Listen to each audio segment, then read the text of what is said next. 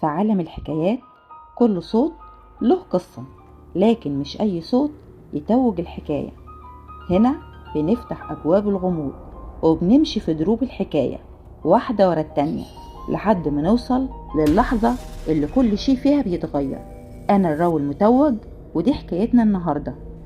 دي الشقة اللي قصاد شقتي على طول، ببص عليها من العين السحرية علشان اللي بيحصل شيء مش طبيعي.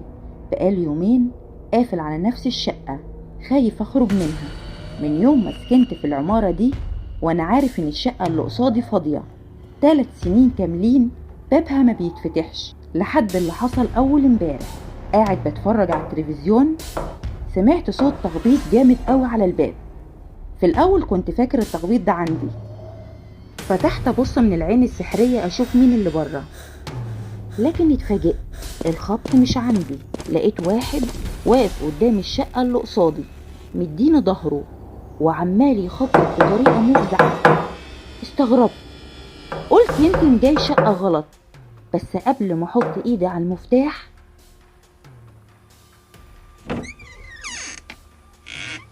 اتفاجئت ان باب الشقة اللي واقف قدامها اتفتح، بس الباب اتوارب شوية صغيرين من غير ما يبان مين اللي فتحه.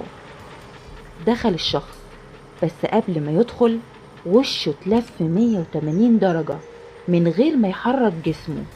لف وبص بص، مش دي المشكلة، ده مش شكل إنسان.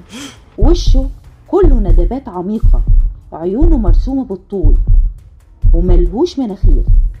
بصلي كأنه شايفني.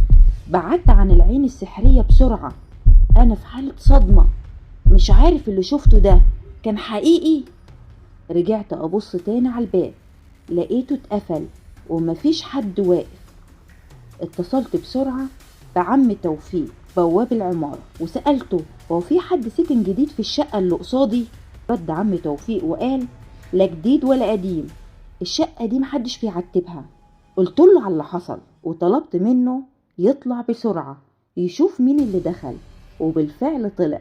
كله ده وانا من العين السحرية براقب اللي بيحصل. طلع عم توفيق وفتح الباب ودخل. اختفى نص ساعة كاملة، لا حس ولا خبر. رنيت على عم توفيق، لكن اللي سمعته كان صوت مرعب، وانا بقول له عم توفيق انت كويس؟ رد عليا. لكن ما كانش فيه رد، بس الصوت لسه مستمر. فجأة جالي اتصال فيديو كول من عم توفيق، فتحت بسرعة. كان واقف في البلكونة بيرجع بظهره، حد ماسك الموبايل وبيصوره وكأنه بيترجى حد. وشه كان باين عليه علامات الرعب. وفجأة نط من الشباك. اتخضيت جدا، رميت الموبايل من ايدي، جريت على البلكونة. الناس تحت حوالين جثة عم توفيق. مش قادر اصدق، مش قادر استوعب. رجعت ابص ورايا خايف حد يدخل عليا، وفجأة بصيت على الشارع.